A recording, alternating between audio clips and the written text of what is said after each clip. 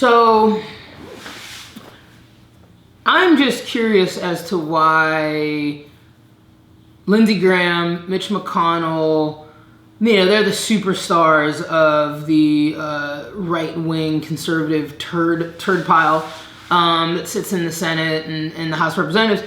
And I know there's like a whole army of the rest of them, or they wouldn't have the power that they have, which is frustrating. I feel like we should call out more people by name that are so happy to just shovel money into the pockets of lobbyists and big wealthy corporations and continually take money out of the mouths and hands of working class Americans.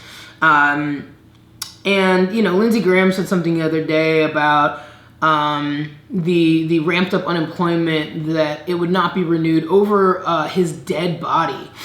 And I was just like, wow, Lindsey Graham, like, you are so passionate about making sure that the lowest wage people in the United States do not get even the littlest bit of help, because you're so sure that people are going to just stay home to collect an extra $600 a week. Now, I don't know where you live, but I've been all over this country. $600 a week is not a lot of money. It does not go very far. It certainly is not going to pay your rent, pay your car payment, pay for your gas, pay for the things your kids need, pay for your food, pay your Netflix subscription, pay your phone bill, pay your gas bill, pay your utility bill, and not to mention any other things I forgot to put in there, like things you need at the pharmacy, your medications, maybe you have some outstanding medical bills, maybe you're paying for college.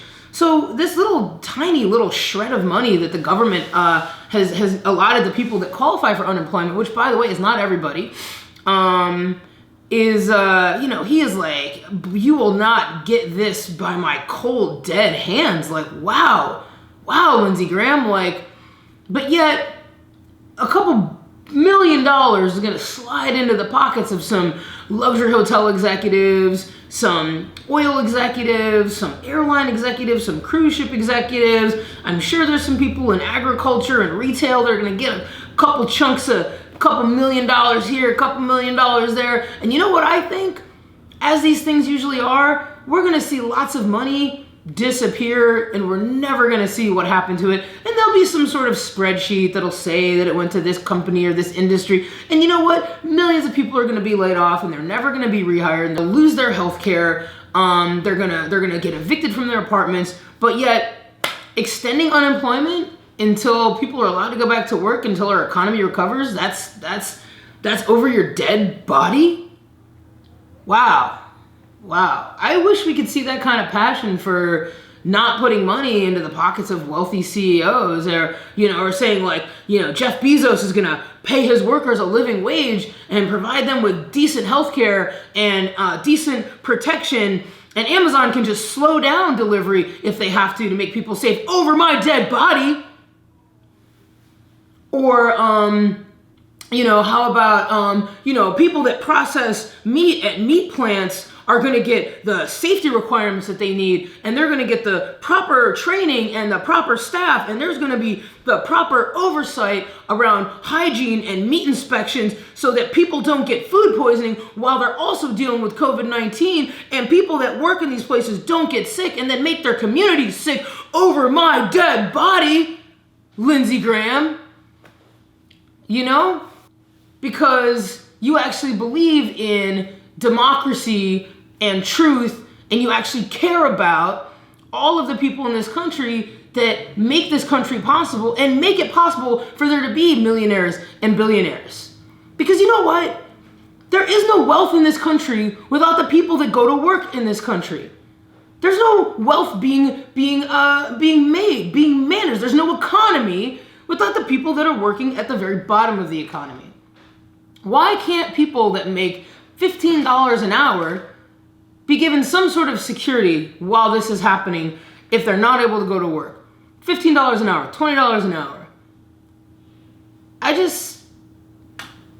at a loss. I'm at a loss for how we are living in a country that is a little over 240 years old, built on these principles that have kind of evolved and contorted over time, built on this economy of capitalism. And for like 1 minute, capitalism's like taking a little hit, a little hiccup, a little baseball bat to the kneecaps. And, we're having to kind of restructure things a little bit and kind of slow it down a little bit. Kind of like, whoa, Nelly, easy girl, easy, don't go off the cliff,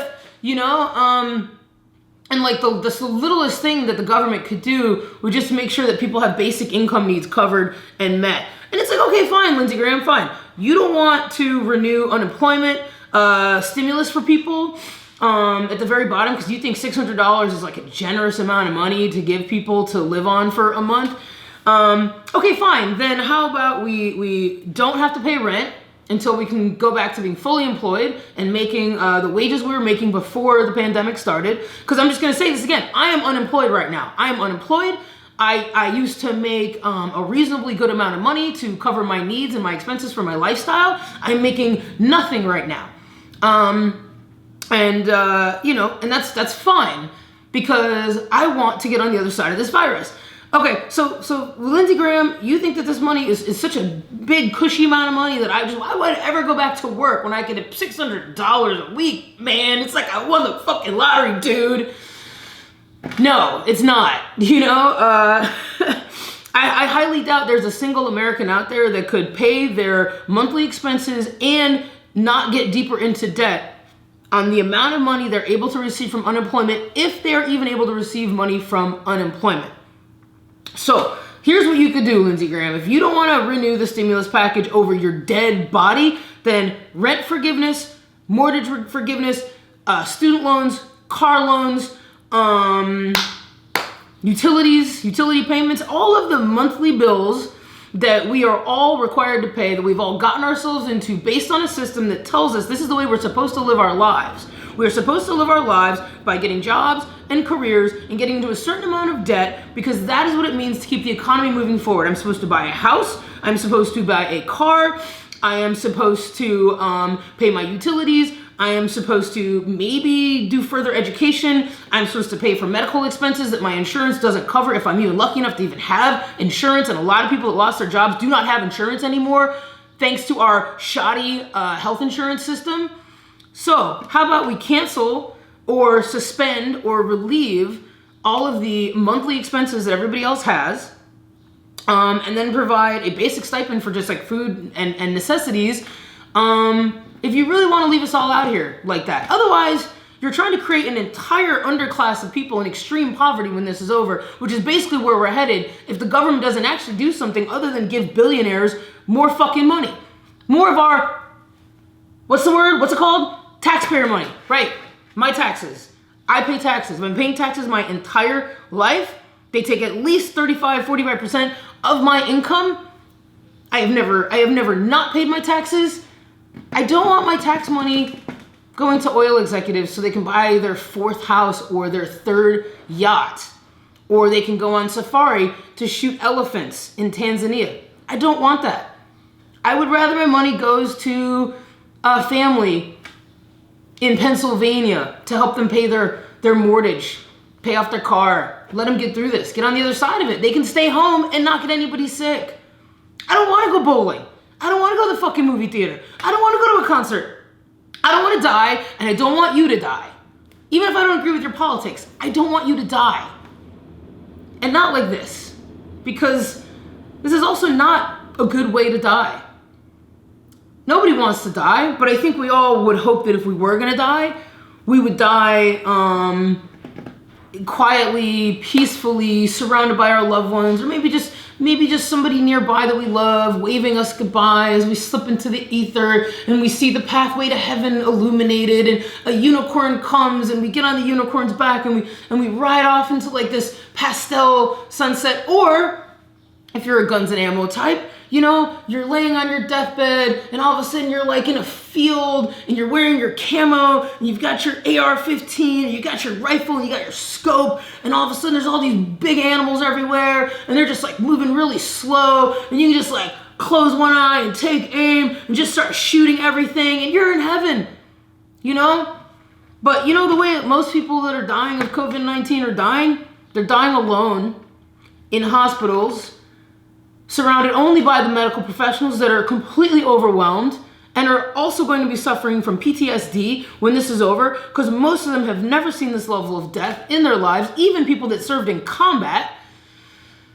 Because this is real. This is a real health crisis. It's a virus, and it doesn't end with people going out into the streets with guns and protesting, not being able to go out and spend money in bars and restaurants and retail and entertainment.